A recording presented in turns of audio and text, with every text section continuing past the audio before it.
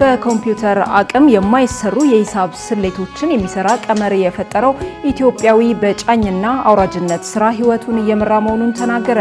በአንድ ወቅት የጠቅላይ ሚኒስትሩ ልዩ ተሸላሚ የነበረው ወጣት አሁን ላይ በአሳዛኝ ሁኔታ ውስጥ ህይወቱን እየመራ ይገኛል። አንዱዓለም ተስፋዬ የወጣቱን ታሪክ እንደሚከተለው ያስቃኘናል። ሙሉጌታ ፈንታው ይባላል። ተወልዶ ያደገው በአማራ ክልል ሰሜን ወሎ ዞን መቄት ነው። ከመቅደላ አምባ ዩኒቨርሲቲ በአፕላይድ ማቴማቲክስ የመጀመሪያ ዲግሪውን አግኝቷል። ሙሉጌታ ገና የሁለተኛ ደረጃ ትምህርቱን እየተከታተለ ያለ ጀምሮ የሂሳብ ትምህርት ላይ የተለየ ተሰጥኦና ፍቅር እንደነበረው ይናገራል። በወቅቱ የነበሩት የትምህርት ቤቱ መምህራን ብዙም ትኩረት ባይሰጡትም እርሱ ግን በራሱ መንገድ በሂሳብ ላይ የሚያደርገውን ጥልቅ ምርምር አላቋረጠም ነበር። በዩኒቨርሲቲ ገብቶም በአፕላይድ ማቴማቲክስ ትምህርቱን በመከታተል ላይ ያለ በ2008 ዓመተ ምህረት ላይ ከኮምፒውተር አቅም በላይ የሆኑ ብዜቶችን በቀላሉ ለማግኘት የሚያስችል የሂሳብ ቀመርን ለመፍጠር ቻለ። ትምህርት ሳልጀምር ጀምሬ በአእምሮ ሰራ ነበር፣ አስብ ነበር። አእምሮ እየዳበረ መጣ። እየቀጠልኩ ደግሞ ፎርሙላ ለመስራት ተነሳሳው። ስሰራ መጣልኝ። የሰራሁት ማትስ ፈጠራ ስራ ነበር። በ2008 ጥቅምት መጀመሪያ ላይ ነው ያቀረቡት። ኮምፒውተር አሁን 100 ዲጂት ብትለው አባስታ ብትለው አይሰራልም በደንብ ኢንፊኒቲ ይለዋል። በእኔ ቀመር ግነት ይሰራል። ሚሊዮን ዲጂት ብትልም ገደብ የለም። እሺ ልጠይቅህ። 9ን 8 ጊዜ ሲባዛ 8ን ደግሞ 7 ጊዜ የሱ መልስ 888888 7 ከዚያ 9 111111 2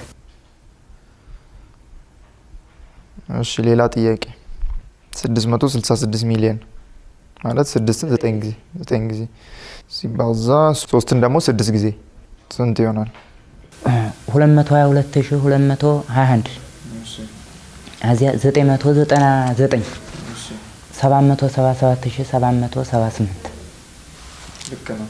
ሙሉጌታ በ2011 ዓመተ ምህረት የፌዲ ጠቅላይ ሚኒስትር ከሆኑት ዶክተር አብይ አህመድ የፈጠራ ስራ ለሰሩ ወጣቶች ሽልማት በሰጡበት ወቅት በሰራው የሂሳብ ቀመር ስራ ልዩ ተሸላሚ ከነበሩ 5 ወጣቶች ውስጥም አንዱ ነበር። በወቅቱ የነበሩት የኢኖቬሽንና ቴክኖሎጂ ሚኒስቴር ኃላፊዎችም ከሽልማቱ በኋላ የፈጠራ ስራ የሆነውን የሂሳብ ቀመር ወደ ውጪ በመላክ በዓለም አቀፍ ምሁራን አማካኝነት አስፈላጊውን ግምገማና ምዘና እንደሚደረግለት ይነግሩታል። እሱም የተባለውን ምዘና ተደርጎ የሚመጣውን ውጤት ለማወቅ በጉጉት መጠበቅ ይጀምራል። ሆኖም የተባለው ዓለም አቀፍ የምዘና ውጤት ከዛሬ ነገ ይመጣል ቢባልም የውሃ ሽታ ሆኖ እንደቀረ ሙሉጌታ ይናገራል። በ2011 ተሸልሜ ነበር። አገር አቀፍ ሆኖ ጸድቋ። አዚያ ወዲህ ግን ምንም መልስ አልሰጡኝ። ወደ ውጭ ሀገር ተልኳል እያሉ በዛን ወቅት በነበረው የኢኖቬሽንና ቴክኖሎጂ ሚኒስቴር በኩል የተገባለት ቃል መዘንጋት በብርቱ ያስከፋው ሙሉጌታ በዚህ ሁኔታ ላይ ያለም ሌላ ያላሰበው ነገር ይገጥመዋል።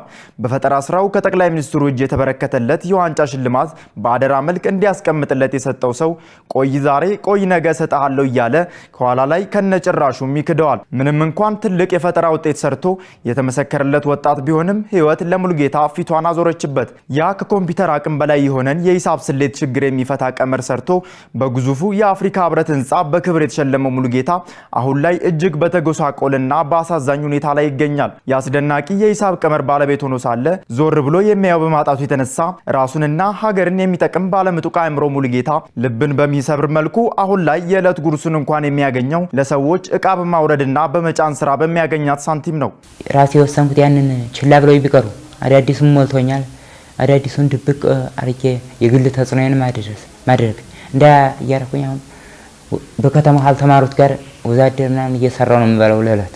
አሁን ከሰራው በላይ ብዙ ሊሰራ ያሰባቸው የፈጠራ ግኝቶች እንዳሉት የሚናገረው ሙሉጌታ የቀደመው የፈጠራ ስራው ስለደረሰበት ደረጃ ጉዳዩን ከያዘው የመንግስት አካል ምላሽን አጥብቆ ይሻል። የተሰጠውን ሽልማትም የወሰደበትን አምባሰል ወረዳ ውጫሌ ፖሊስ ጣቢያ የሚሰራ ግለሰብ መንግስት ያስመልስልኝ ሲል ያክላል። ከሁሉ በላይ ግን ለሀገር በብዙ መልኩ መጥቀም የሚችል አእምሮ ይዞ በእንዲህ ያለ መልኩ መቀመጡ እጅግ ያንገበግበዋል። ሙሉጌታ ዛሬ ላይ ምንም እንኳን በችግርና ጉስቁልና ህይወት ውስጥ ቢገኝም አሁንም ሀገሩን በሂሳብ የትምህርት ዘርፍ ከፍ የሚያደርግ የፈጠራ ስራ ለመስራትን ያልማል።